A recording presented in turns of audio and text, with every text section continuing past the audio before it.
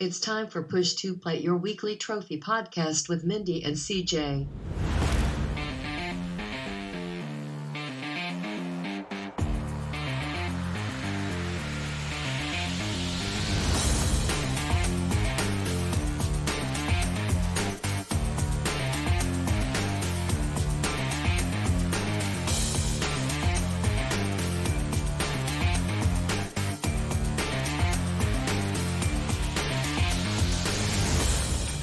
Hey listeners, what's up? Hope you've had a fantastic Christmas and a wonderful start to the new year. As I warned you at the end of last year, we're going to have a few vignettes, if you like, a few little tidbits of trophy fun, trophy knowledge game, just games that we've been playing that we like. And I've been lucky enough to be joined today by Olsero, a fellow Australian from the other side of the country. How are you today, Olsero?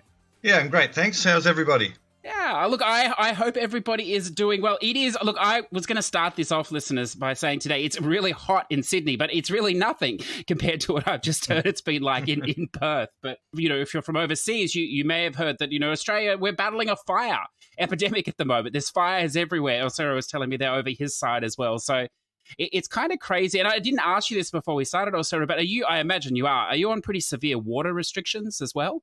We always have been. Oh, okay. So it's nothing new for you. We have a very dry climate. Our dam levels are quite low, so we're always on water restrictions.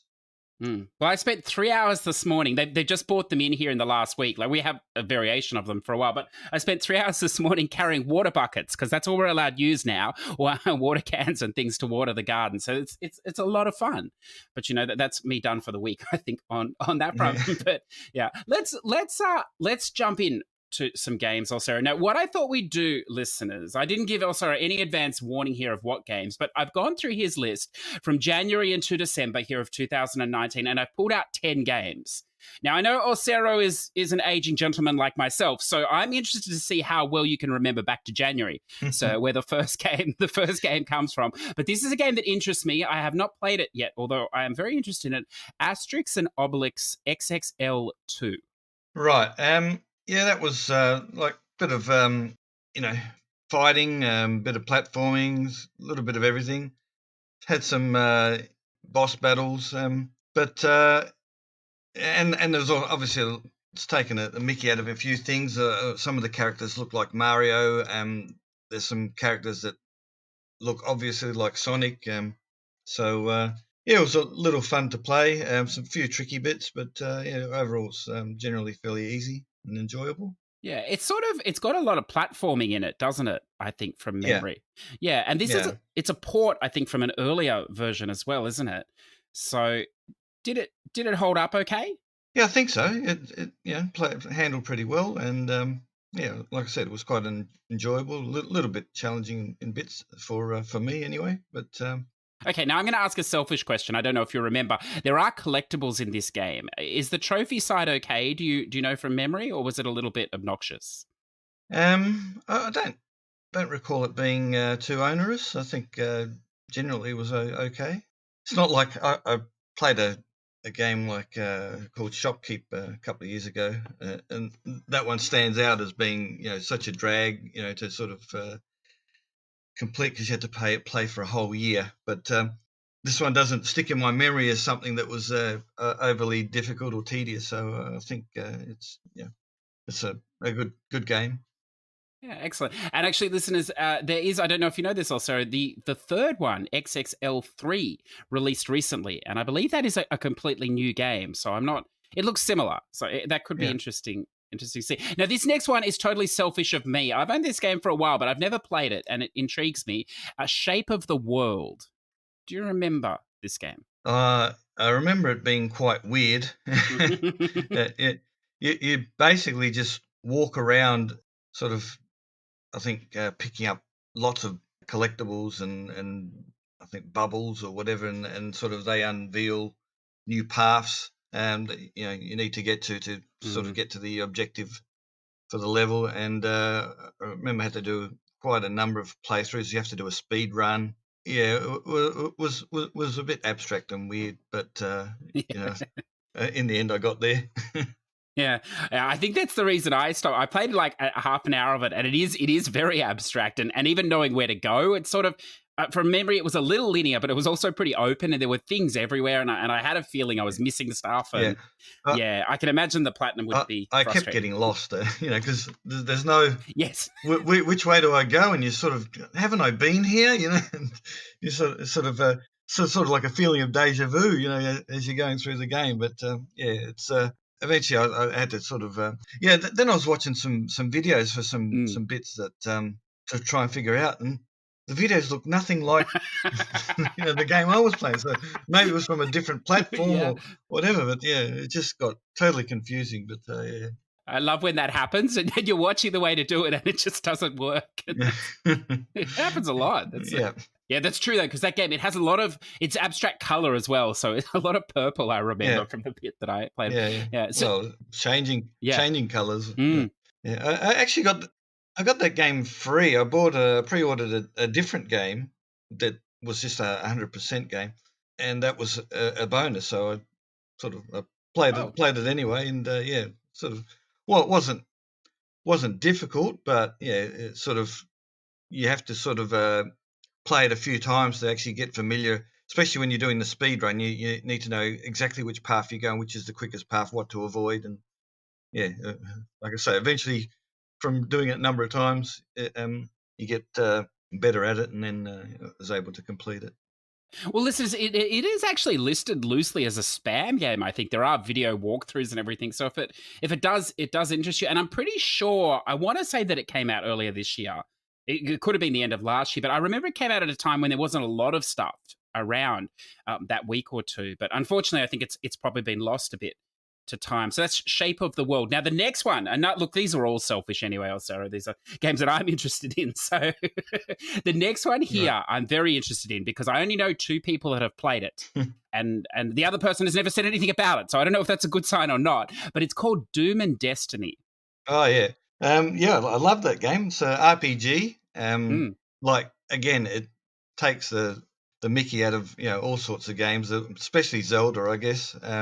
But and you learn a few things. Like I learnt from that game that pizza was made in honor of Queen Margherita of Italy, and the original Margherita pizza, which is red, white, and green. The red tomatoes, the white mozzarella sauce, and the green basil. It represents the colours of the Italian flag. So, well, that's fantastic. I didn't know that. That's great. Yeah. I was going to ask.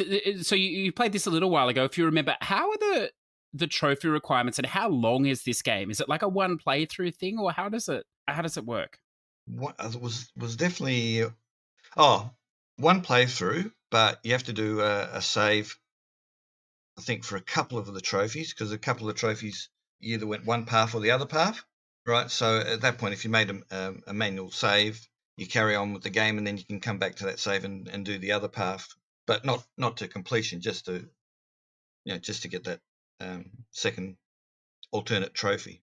But one playthrough essentially, with a couple of saves along the way. Okay, and because you said it's an RPG-esque style game, I have to ask, is there a lot of grinding, like you said, level grinding and that sort of thing, or is it all sort of natural progression?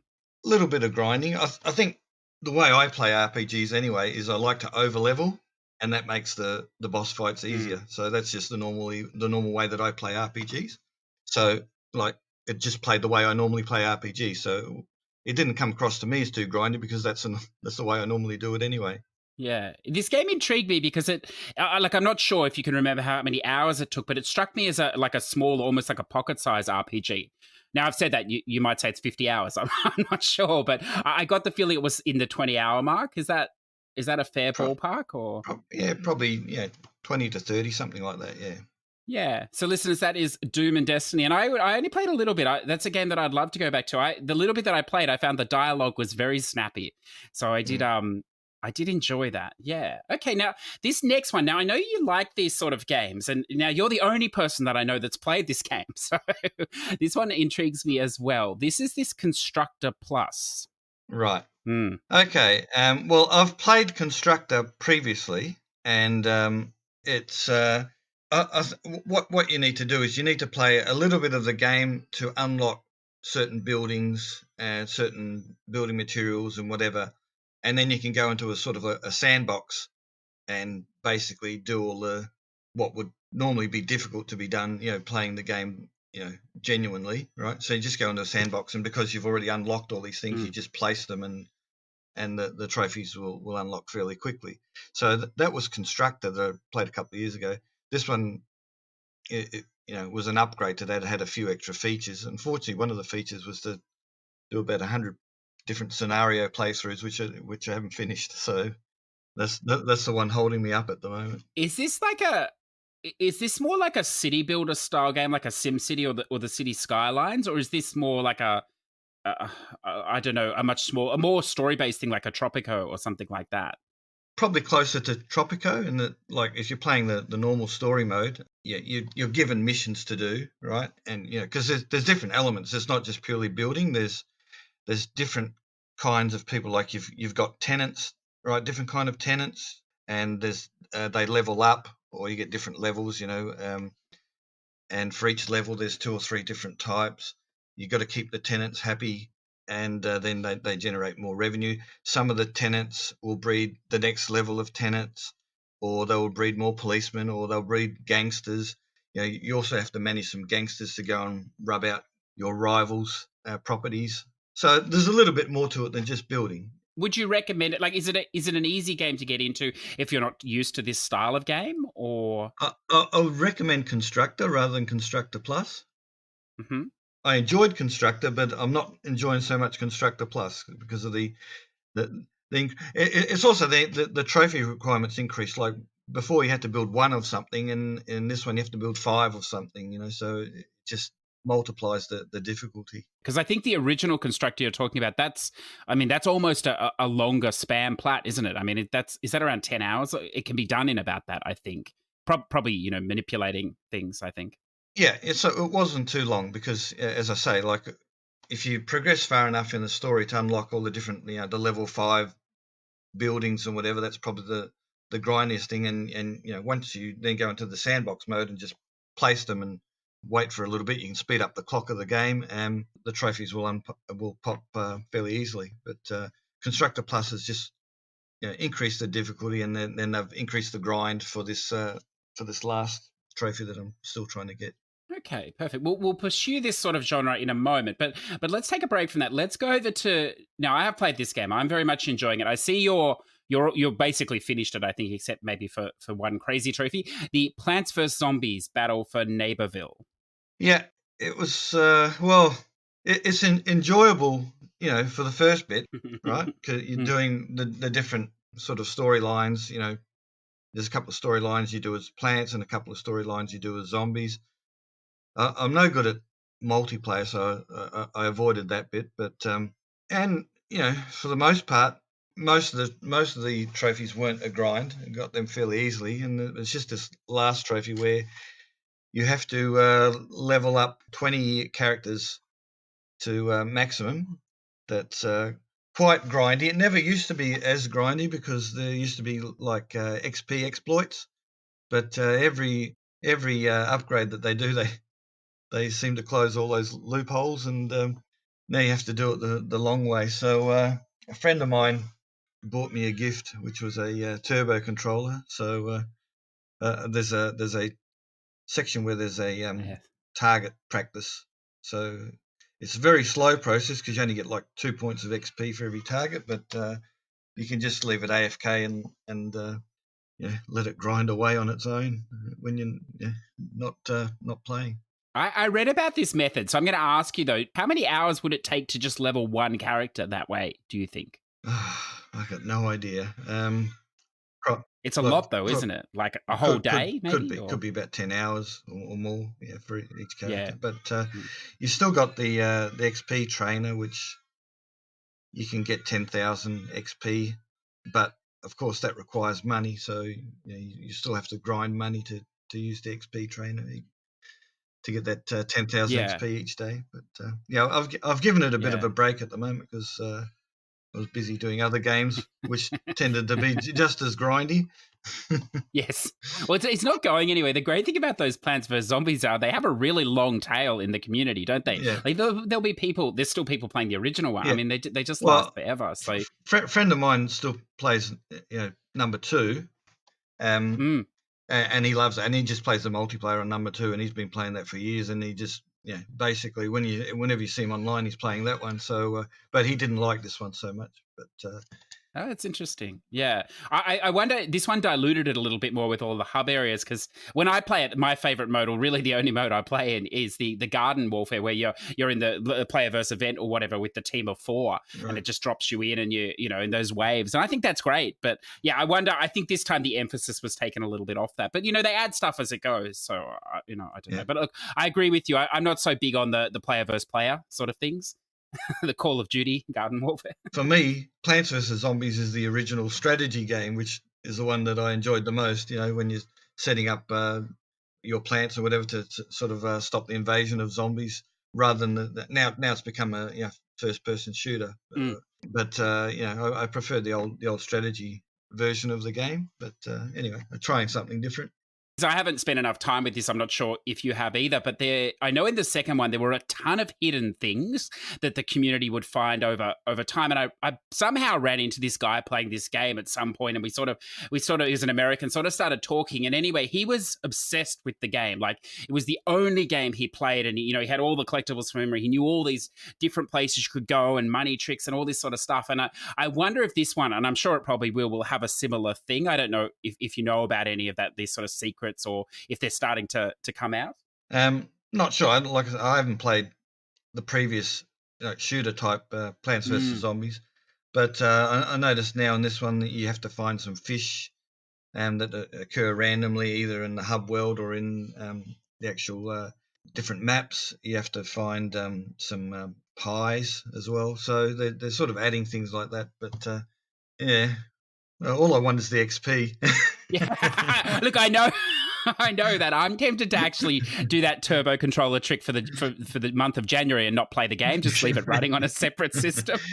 I'm not sure, but if it's just my PS4, but even when I just start it, when I'm not even doing anything, like the fan starts blowing so loud, on my PS4, it just seems to, create a lot of heat or whatever, and so I'm sort of a bit nervous about leaving it running, with no one in the house. Yes, yeah, no, I don't blame you. Yeah, that's true. Yeah, well, look, that's a long-term project for both of us. I imagine that one. Yeah. Now the next one. Yeah. We're getting a little bit fresher now, and this one is interesting because I'm playing this one at the moment. Cat Quest 2. Yeah, great game. I love the first one, and the second one's just as good. Obviously, now it's not only for cats, but there's obviously dogs in the story as well. Yes. But and they made it a little bit more lengthy. There's more dungeons and more collectibles, not excessively more, but just to sort of extend the gameplay a little bit. And obviously with the first one, you were able to get that OP armor and weapons fairly early in the game. Not so the case with this one. You have to sort of actually be quite leveled up to be able to get the OP stuff, and it doesn't give you the big advantage that it did in the first game. But still, it's an enjoyable game. Nice story, and a bit of fun. Yeah. Would you recommend playing the first one first, or are they separate enough? They're separate enough. Like the first one, I think they just stand alone, each of them, because you'll learn the basic mechanics, whether you do the first one first or the second one first, doesn't really matter. Yeah. So listeners, I actually started the second one, I don't know, a few weeks ago or whatever else, and I was sort of chipping away at it, and I never played the first one, but I'd heard people talk about it, and just earlier this week, I just needed a game that, because there's a lot going on, it's busy time of year, and a game that it didn't require too much interaction. I just wanted a gameplay loop. So actually, I dropped into the first one, and I read most of it, but the gameplay in itself is great. Like, if you don't feel like reading, you can just play it for the gameplay. And I sort of sped through in my time, I suppose, a few days, the first one. And I would recommend, if you had the time, even just going back to the first one, because I think it's good as well. And I think yeah, you're right. They're separate games, or whatever. But it does make the second one. I don't know, like the systems, I suppose. Like I don't like. I'm going to ask you a question here now because I've almost finished the second one. Did you? They've changed the systems a little bit, like in the gear and the spells and things. In the first one, I noticed you could just go to the shop and you upgrade it with money and stuff. That's a bit different in the second one. Is that correct? Or am I just playing it wrong? No, that's right. It's different in the second one, but you just pick it up as you go along. It's like I don't really remember exactly what I did in the first one.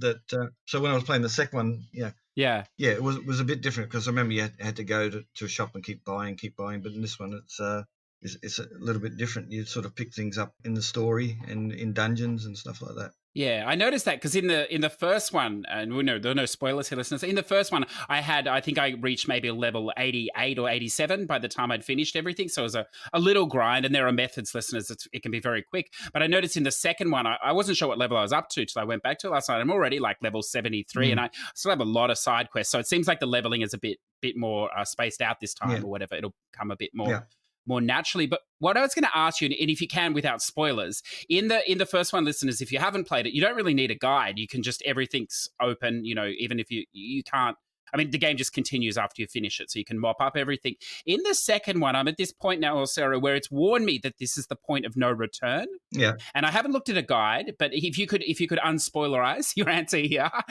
for me, or non-spoiler, am I okay to finish it, or should I be doing everything else first and then finishing it? I think it's okay to finish it. I didn't understand why it said that because, once you beat the final boss, like some games, it's as if you haven't beaten the final boss, when you go back and play. So, you can still go and do all the open world, still do all the dungeons and everything else that you haven't collected along the way. Oh, good. Perfect to know. I don't know, I will just a little spoiler, I suppose, but there was I'm sure you did it. I'm sure you probably have to do it. A little quest there where you meet the developers or whatever, and one of the things is whether you want to they'll delete your save or not if you do their quest. There's some good stuff in there. I really like it. That's good. So I'd recommend those both. There's only one stack, listeners, of Cat Coast 2, but there is two stacks of the original game. One EUNA, same stack, and one Japanese stack, but also in English if that so interests you. I actually bought 3 stacks of the original game, but oh, did you? Unfortunately, I think the Hong Kong stack that I bought wasn't the Asian stack; was the same as the English stack, so I screwed up there. Yes. There's actually a situation like that at the moment. Now I'm sure you would not partake in this sort of disgustingness, but this Eero Hero game, which has 4 PS4 stacks, but it's not very clear whether it's the Hong Kong or it's definitely the Japanese, but what's going on with that 4th stack? But anyway, the problems Trophy Horse have, Olsero, it's dreadful, I tell you.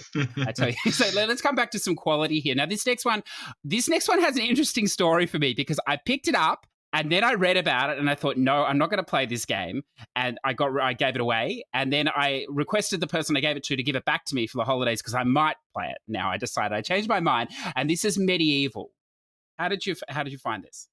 Look, I hadn't played the PS1 version of it. Didn't know much about it. But so at first, I was struggling with it. Didn't quite understand all the mechanics and bits and pieces, but as I sort of as you went along and getting the upgrades, it helped a lot with doing certain areas that you had to get through and the bosses you had to get through, and in the end it wasn't too bad.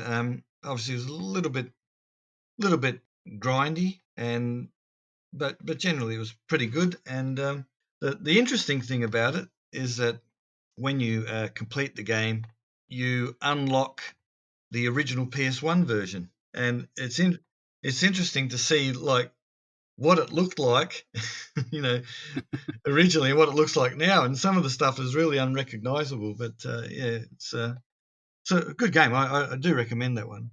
Yeah, it's a full remake, isn't it? So it's very touched up, I imagine. Okay, that's good. Yeah. You said, just from my perspective again, you said it's a little difficult. Like, how difficult are we talking? Just a little or a lot? Oh, look, if you don't know what you're doing, then it's always difficult, right?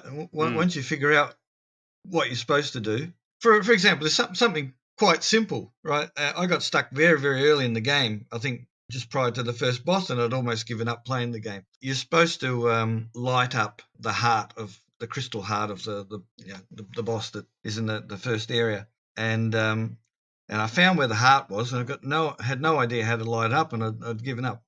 And apparently all I had to do was push a block. I didn't even know you could push it. You had to push the block underneath the heart, and then the flame would burn the heart. So easy when you know how, but yes. And then like that first boss, like very early on, you don't have many abilities, and you have to sort of avoid his attacks and try and attack him with the limited attacks that you've got available.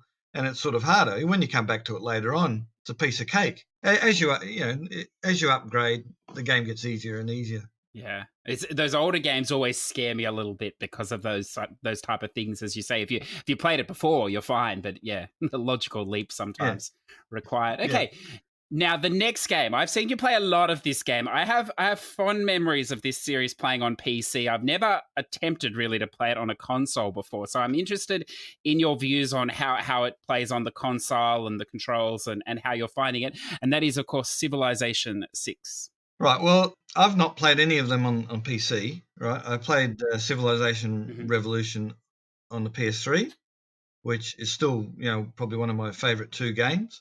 And that one, the sort of options and mechanics were quite simple. This one, you got far too many options. You just there's too many different things. The way you set up and the policies that you have, the choices that you have. Even when you're setting up a religion, you choose what are the sort of functions that religion will provide. And so it's very overwhelming at the moment. But I sort of got the gist of the basic part of it, and I got far enough. But I'm now stuck on a trophy where it's called Pizza Party, and obviously it's sort of sending up the Teenage Mutant Ninja Turtles, because in you've got to have the city of New York, and you've got to have display art by Donatello and Michelangelo, and you've got to activate Leonardo.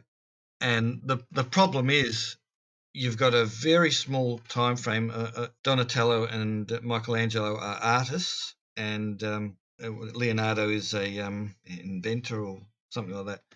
And they're only Renaissance artists, so you have to unlock them all within the Renaissance period before it moves on to the next period. And so as you sort of upgrade your science technologies, that will advance the period. So you want to sort of hold back on your science and try and lock it into that period as long as you can. And you've got different speeds where you can run the game. You can run it in quick speed or marathon speed. So I'm trying to run it in marathon speed. And I'm just finding it difficult. I think that Renaissance just passes by, and I haven't even unlocked any of these guys, because of course you're trying to slow down science, but you need the science to be able to unlock the technology to build certain buildings that you need to produce enough culture to unlock the artist. So it's very tedious. That's by far the hardest trophy in the game. So what I'm trying to do at the moment is they've got a mode called hot seat mode, where you can set it up so that you're taking turns yourself. You're playing as each of the civilizations. So I've set it up in marathon mode, which is very, very slow.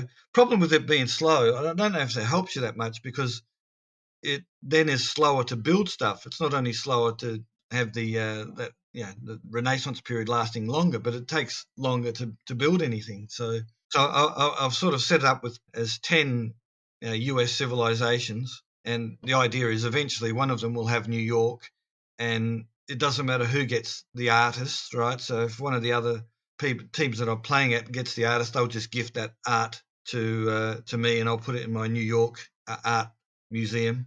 And so the only thing then I'm trying to focus on is trying to get Leonardo. So everyone else, if they have the opportunity, they can pass, and then I'll try and get. But I'm not unlocking those Renaissance artists quickly enough. So that's the problem I've got at the moment. But eventually, someone will have something figured out on YouTube that will help. That sounds like a nightmare, to be honest with you. Yeah. I don't think I could Absolutely. handle the pressure of trying to get everything to happen like that at once. Yeah, okay. But Yeah. sort of that side aside, like this is what interests me because listeners, I played a lot of like Civilization 4 so on PC. So this was quite some time ago, like I think like 2005 or 6ish or whatever else. And it always struck me, as you say, like, and even back then, I know it's evolved now because I know Civilization 6 is a direct port from the PC version, so they haven't held anything back. And I know every Right. iteration, it's become more and more complex with religions and philosophy and government styles. Yeah. You know, you've said that sort of stuff, but how does the actual mechanics of the, you know, the menu systems, the UI with the controller, is it okay? Like, you know, or is it a little bit clunky? Do you feel like you need a mouse or something, I suppose, or a keyboard? No, like I said, I played Civilization Revolution previously on the PS3, so I was used to, you know, the different menus with controlling them with the controller. So it's not too bad. I mean, you still get to the menus that you need to once you understand how they're all mapped on the controller. So yeah, I find it's okay. That's good. Yeah, this game strikes me like I'm looking forward to getting into it, but I tend to be like I'm not going to worry about the trophies here, obviously, because they sound like a nightmare. But when I played it before, I used to like it's this thing that I have also. It's when I really like something, I don't want it to end. So I used to play the space exploration mode because that would take forever, and you'd start at the beginning, and I'd love it, and you'd love your civilization, you'd be working, you'd love all the others. You know, I didn't want a war one because you might wipe someone out potentially. But when you got down to that last, last 100 years where it's really taking off, everyone's doing the research, and you know it's about to finish. And that used to be so disappointing for me because I'm pretty sure I only ever played like one game of it, but it went over 6 months because I just sucked everything out of it that I could. So I'm looking forward to doing that on the PlayStation, I think, as well. Just having this one, mammoth game or whatever that just runs. But you see, like my tactic is to go after the other civilization as early as you can. Yeah. And, either steal their settlers as they're trying to create new cities, or if you can, overtake their city. And what I find is for most of the trophies that I've been getting, if I can overtake their city, you then have an option to either complete the game or it says one more turn. Right? One more turn isn't one more turn. It means you just keep playing. That's right. So basically, I've got no opponent anymore, and then I can win whatever method I like, whether it's the scientific one or the cultural one or the religious one or whatever. So that's my tactic. But unfortunately, with this pizza party trophy, that doesn't help. No. It's funny you mentioned that one more turn. I'm sure this is a lot better now because we're in 2019. But I remember back in 2005 when you'd get to that one more turn and you'd done everything you could do. And you knew when you clicked that button, you were in for a good 4 or 5 minute wait while the computer moved everything around and did its stuff. And yeah, I'm sure it's not that bad anymore. But no, what a glorious time. Yeah, it just carries on smoothly now. There's no waits or... Isn't it wonderful how technology has progressed? Yes. Okay, now the next one, a very new one. Now I know you haven't finished this by the look. You're sort of early on in it, but I'm interested in your thoughts because I don't think you've played this on Switch or anywhere else. The Untitled Goose Game. Oh yes, it's fun. Yeah, you're basically a goose going around annoying everybody and stealing stuff from everybody. So yeah, I've just been having a bit of fun with it. I've just done the first couple of areas, and then there's obviously some specific trophies that you can do in the first couple of areas rather than just sort of all the sort of missions that you need to do. So like you have to get untie a kid's shoelaces and get him to slip in a puddle, and you have to get people to buy back their own stuff by stealing it and then giving it to the shop. So yeah, there's all these sort of event-specific trophies that you do once you actually complete the area. So yeah, I mean, who won't have fun being a goose going around annoying people? That's right. Well, the funny thing is I played this on the Switch, and of course there's no, it has, the listeners, if you haven't played it, obviously each area has like a checklist of things you have to do, but obviously there's no achievements on the Switch, so you can move through areas, and so you can on the PlayStation as well, without completing everything on the list. So I only played the first section so far, but when I played it on Switch, I never managed to figure out how to get the hat off the farmer, and we won't spoil it or whatever else at the start, but that's what I'm looking forward to, is these little ones that I just went, I don't know know how to do it, so I'm just going to keep going. And it's nice to come back for that reason. But yeah. Well, I mean, the hat was pretty easy actually, but yes, yeah. Well, I gave up on it. I was having too much fun trying to put stuff in the lake while he was chasing me. So. Right. Oh, it was fantastic. I think one time I wasn't aware that you can actually go out the back and come back to the front, so I stole his keys and yes. but I threw them in the lake, and then I locked myself in the garden, and I thought, well, I can't do the other stuff I'm supposed to do now. So I had to reset and start again, but I actually didn't have to do that. You can progress to the next area, and then there was a back passage that enabled you to come to the front again and grab the keys if you needed or whatever. But anyhow. Yeah, it definitely does play like that. I noticed in the PlayStation version, one of the trophies, or for each section, there's a time trophy, which again, obviously wouldn't be in the Switch. So, I'm sure you'll probably go back later and clean it up. But the way the game plays, it's just about mucking around and taking as long as you need, isn't it? Yeah. Really. And so I suppose that's just a an added thing if that interests you later. Yeah. Interesting. Okay, and then the last one. Now, I'm not sure if you played this or who played this, but I'm going to have to ask because I've played this game as well, and I'm not embarrassed by it, so you shouldn't be either. The Ugly Dolls, An Imperfect Adventure. I actually quite enjoyed it because, I hate having to follow a guide, right? For me, it takes all the enjoyment out of it, right? I just like to be able to go in a game and, go around and do whatever you want to do. And this is just like that. You just sort of, they give you certain tasks to do, and you go and do the task, and you go and collect this and collect that, and you bring it back to this guy and whatever. Nothing difficult. Yeah, you just, if you just want, it's one of the things where you don't have to use your brain. If you just want to sit back and just sort of, do boring stuff and go around and, do meaningless tasks and kill some time and earn trophies, then that's that type of game. So I quite enjoyed it.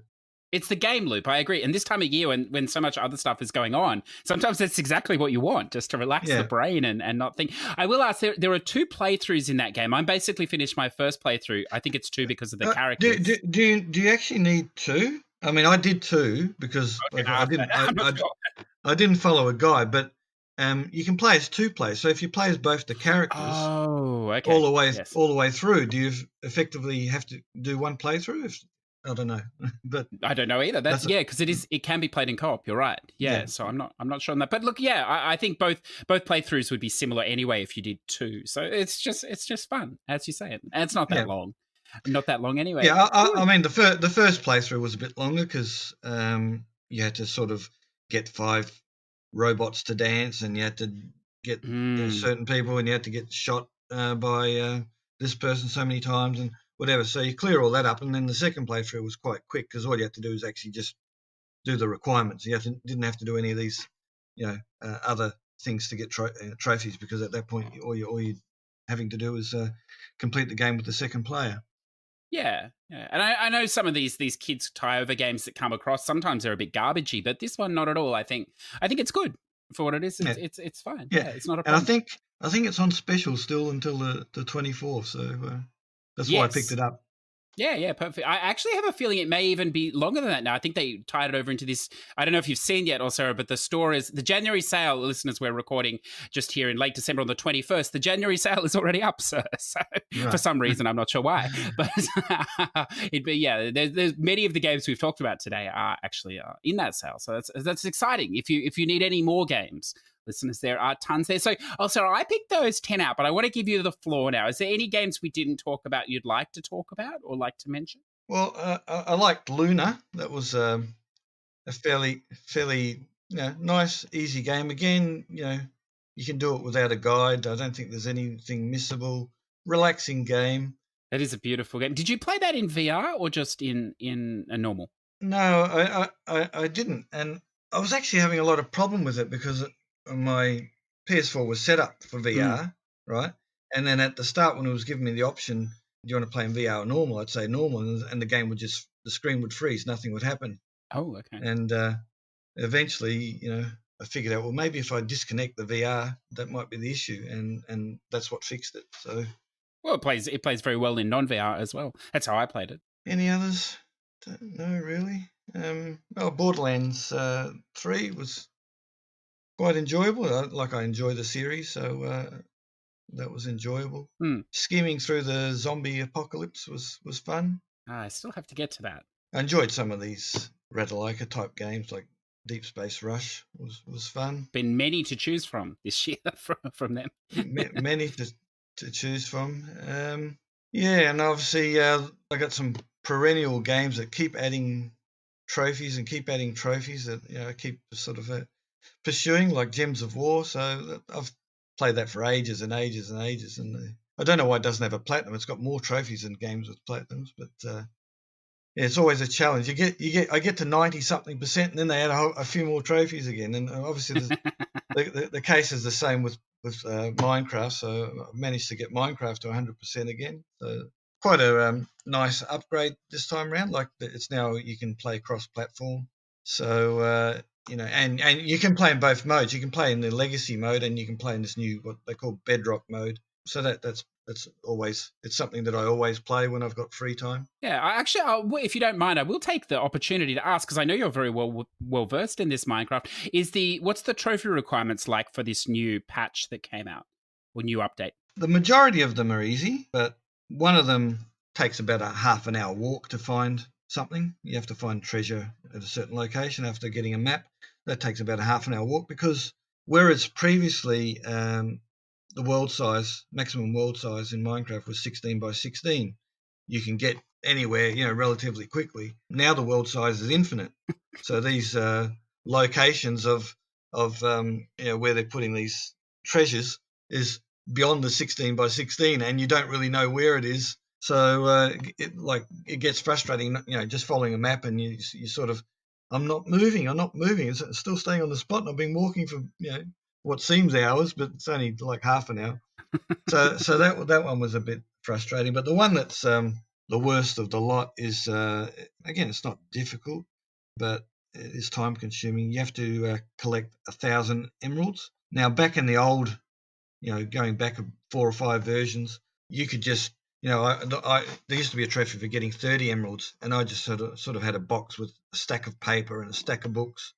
And you go to a librarian, you keep giving him paper, he gives you emeralds, and then you give him books, and then sort of he refreshes after a while, and then you can give him more paper and more books, and eventually you get 30 emeralds. But now they've changed that mechanic a little bit, so that he's got like 5 levels, and you can only sort of sell him 3 stacks of paper, and you've got to get him to level up, so that then you can sell him the books, and then you've got to get him to level up, so then you can sell him something else, and etc. Eventually you can go up to level 5, and then he doesn't refresh unless he's doing some work and unless he's got a bed to sleep in. So I've had to go around and provide beds to everybody. Like for a farmer, you give him a composter. For a a butcher, you give them a smoker, and for whatever, for each different profession, you give them their equipment and a bed, and so they'll you buy you sell what you can, and then they refresh, and then you sell more and more and more. And in my world, I had like automated farming set up, so that I had a row of watermelons, and when one grows in a certain spot, it triggers the pistons to push all the watermelons that have grown. And underneath, I've got a mine cart with a hopper that collects all the watermelons and then dumps it into a chest.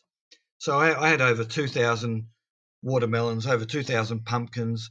I had lots of wheat and whatever, and so I was at a bit of an advantage because I had all this stuff already grown, and so that I was just able to keep giving it to the relevant villages. But for someone that's doing this from scratch, I guess the best sort of method I've found is you start up the tutorial world, and there's already some crops there, and you just build a composter and place them around the place, and whatever villages are there will then become farmers, right? So you might have a butcher, but if you put a composter next to him, and he'll turn into a farmer. So because you've got lots of wheat and beetroot and potatoes and carrots already growing there, you're able to sell it to all these villages. So what you do is, in the tutorial world, there's about 5 or 6 villages that are already there, and you put some beds there, so they can sleep. You put the composters there so they can work. So then all you need to do is basically, because you can only sort of sell them 3 or 4 things at a time, take 20 copies of that world, right? So on any one world, you just feed them like 50 or sell them 50 items for 50 emeralds, and then rinse and repeat on each of the other 19 worlds, and you get your 1,000 emeralds. So I had a friend of mine that did that, and it worked for her. So that's probably the quickest method. Okay, excellent. And look, it would be remiss if I don't ask, because I'm not across Minecraft, but and just Right. temper your answer here, because I know there are people out here that are always interested in this part of the Minecraft experience. Is this something that you're better off just to be doing yourself, or is this something that you may require a leeching effort of somebody with an established world? Well, it depends whether you're trophy hunting or having fun. Well, I don't think they're leeching for fun somehow. Yeah. So, I mean, if you're wanting to, get the trophies, then basically you join someone's world that's already got the infrastructure, and you earn the trophies easily. Like, for example, part of the new trophies for this DLC was to relocate a beehive, and also it had to have more than 3 bees in it. Also, you had to sort of take some honey without disturbing the bees, and also you had to slide down a stack of honey with that sort of that slows you down so you don't take any fall damage or whatever. So it took me ages to go around, because it's an infinite world, and I found some honey, and the idea is you'll get 2 or 3 hives and bring them back to your hub, right? And what you do is while they're all out of the hives, take 2 of the hives away, so the bees that are left can only go into the one hive, so that'll guarantee that you've got at least 3 bees in that one hive. So then all I do is I just lock that away somewhere in a chest, and also have to create a campfire and put that directly underneath the beehive so that the smoke goes through the beehive that pacifies the bees. So the couple of hours I spent going around finding hives and then sort of harvesting the honey, I've already done that. So if you join my world, all you do is you take the beehive out of the chest and place it, and you get that trophy. You take a bottle on the hive with the smoke, and you get that trophy. And then you sort of just jump down the stack of honey, slide down, and you get that trophy. So it basically cuts down the time, but if you wanted to have fun with it and spend the time, you can do it on your own. But it's far easier to join someone who's got the infrastructure already set up, and you can do it much quicker. But look, listeners, what would be the value in that? Where would, as Olsero said, where would the enjoyment in that be? You know what, Olsero? Look, I think we're going to have to book you next year numerous times, because these updates don't look like they're about to stop anytime soon. And you're always a very good wealth of knowledge on this stuff. So prepare yourself. Unfortunately, you'll be requested again, I have a feeling, on the next one. So look, as we start to wrap up, I've heard mixed things about 2019 in gaming. For me personally, I think there was a lot of great stuff. I'm not sure how you feel. Overall, was it an okay year? Was it a good year? What do you think? Look, unfortunately, there's too much of this garbage games that are coming out. Like, if you were a trophy hunter from 10 years ago when it was on the PS3 and used to struggle with getting 1 platinum, that sort of effort's devalued now, because each one of these games comes out, there's 6 stacks of it, and you get them in each in 10 minutes, so it devalues all the effort that you did 10 years ago trying to get a single platinum, because you can get 6 in an hour now. So, but I mean, you have to sort of, weed out all of this noise for all these games to find any actual good ones, so that are enjoyable. So it's hard. Like Borderlands 3 obviously was a good one for me. Doom and Destiny was another one I enjoyed. That was probably my favourite of the year. That's a very good point you make there. Actually, I didn't consider that, but just weeding through, you're right. There is so much stuff on that store now that, I mean, some of the games we've talked about today out of those 10, but there are so many games getting lost. You're right, that perhaps you and I don't even know about, that we've just missed because of the garbage that is there. Yeah. So, yeah, that is a good point. But I think that's something we have to prepare ourselves for, because I don't think that's going to stop next year. It might get worse. Oh, of course. These people obviously are, got a business model that they're catering for trophy hunters, and so they're rolling out all of these 6 stacks of every game. Just that's how the way they make their money, without sort of, obviously not every game's going to be a AAA title, but you'd want more quality than quantity, I think. So looking forward to 2020, Olsero. We have the new PS5. We also have the new Xbox. Maybe now is the time to say fuck it and move across. I don't know. Maybe not. No, well, I'm never going to be an Xbox convert, but I'm looking forward to the PS5. Well, we'll see. We'll see on that one. Now, is there any games you're anticipating then for 2020? Is there anything you're looking forward to? Not for me to play, but for my daughter to play. She really liked Bayonetta on the PS3. So in February, there's going to be the sort of PS4 version of the same game, I guess. So, I enjoy watching her play because she likes all that sort of hacking and slashing and that. Not sure what else is coming up, really, but... It's very much like that, I think at the moment. Yeah. And then the last thing I want to touch on today, only because you sent me this message a week or two ago, and I didn't know about it. I was quite interested in it. I think it's wonderful news. Is Telltale, The Walking Dead. I don't know if that's going to be next year or that might be, it's undetermined at this point, but some... Wolf Among Us, sorry. Nope. Yes. Yeah, that one I'm definitely looking forward to. I mean, I know Telltale, before they went under, was starting to work on that, and I was so disappointed that that wasn't going to be completed. But now that someone else has sort of picked up the IP and they're going to be completing the game, that's because I really, really liked the first one, so it was fantastic. Looking forward to that one. So listeners, now let's drop in a little love from the Push2Plat Platinum Club. Just a reminder, if you're interested in joining, it is a free-to-join club on the PS4 communities, the Push2Plat Platinum Club. And each week, we give a little bit of a shout-out to any of the Platinums that you may have heard. If you want to leave a little bit about the game as well, please do. It just shares the love around so we can all learn a little bit more about some hidden gems. So let's start off with Zador VP, number 444, Assassin's Creed 3 Liberation Remastered, another buggy remaster. Well, sir, you must be getting used to that by now. Number 446, Kingdom Hearts Final Mix PS4, a lot easier than the PS3 version, apparently.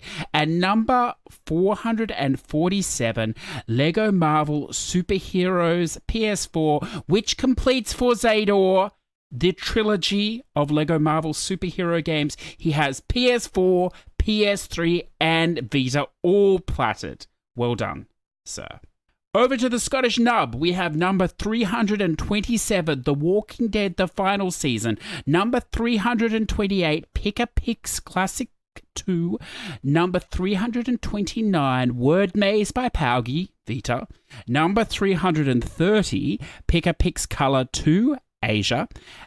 And, he snuck in a sneaky 100% here. 100% Arcade Archives Matt Mania Exciting Hour. I'm not sure if that's one of the 2-minute ones or one of the tougher, newer ones, sir. But look, congratulations. Notable exceptions from your list again this week is Death Stranding. Although I do believe you're in the 50 percentile range, so somewhat impressive. Over to Dino Roar, number 806, Scarlet Mysteries Cursed Child. Thanks, Mindi, for the walkthrough. Number 807, Dreamwalker, Never Fall Asleep. Munro's Walkthroughs Rock. I don't know who Munro is, but look, that sounds fantastic. I'll have to check out this mysterious Munro. Although I did screw up and miss a postcard, resulting in another 0.5 playthrough. Well, look, it's probably only an hour game anyway.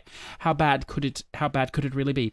Mindi has done it. Number 560, True Fear Part 1. I believe the only trophy she probably needed there was the completing all the puzzles in that very brief time limit. But congratulations, Mindi. I look forward to hearing more about that in the future. Teresa, finally, some Toys for Life love. I love this. Starlink Battle for Atlas. I don't love it enough to load it up myself yet, but I do love that somebody's playing this game. I have many, many questions, but I will save those for another time. But it's good to see. It is very good to see. CJ. Oh, look, that's me. I snuck in here somehow. Number 907, Cat Quest 2. So addictive, you might as well pump the JP stack of one straight in. Well, look, that's exactly what happened, listeners. What a set of addictive games those three were. Now, Christmas plats. Gaz Davis.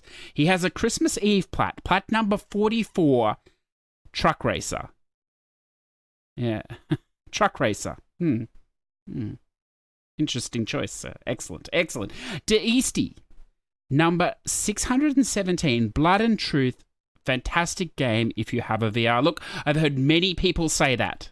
So if it ever cools down here, I'll definitely load that one up. But if you have VR, that could be one to check out. Azure Von, number 39, Yakuza Kiwami 2. Another massive plat for you, sir. Well done. Then we move into the first plats of the new year. The first plats of 2020 posted. We have Teresa with the Grand Tour game. We've talked about this game before. I think it's a fantastic game, episodic format, a lot of fun. I don't know if you're going for the 100% or not, but if you are, good luck. I know those pickup grind is very, very, very boring, I suppose is the best way to put it. I think they're 50 of each one. But look, you know, by this stage, maybe you have already done it. If not, best of luck to you there. And the Scottish Nub rounds us out with number 331, Full Kiss, a VN, I believe. So welcome back to the dark side. I don't think you probably ever left. Anyway, welcome back. So it's good to see you're starting off the year on a kick. Still no Death Stranding, though. Anyway, why don't we throw back to past CJ? Oh, that's a terrifying thought. Past CJ back in December to wrap up with the wonderful Olsero.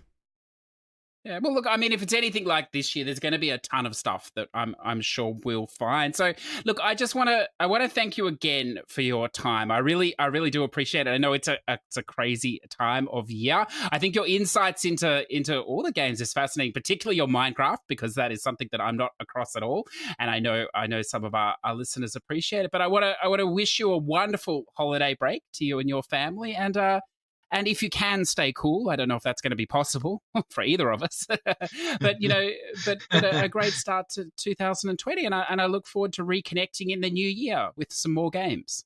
Yeah, definitely, and it's been fun, and I like having these conversations. Good, because you're not off the hook. You'll be back again next year, I can assure you. That's fine. So look, until next time, listeners, we'll drop, as I said, a couple of these little vignettes that turn out to be slightly longer than little with you through January. I hope you're having a wonderful time. And Mindi and I will be back from around the 20th of January with our regular shows. So thank you, Olsero, and have a wonderful day, listeners. Bye.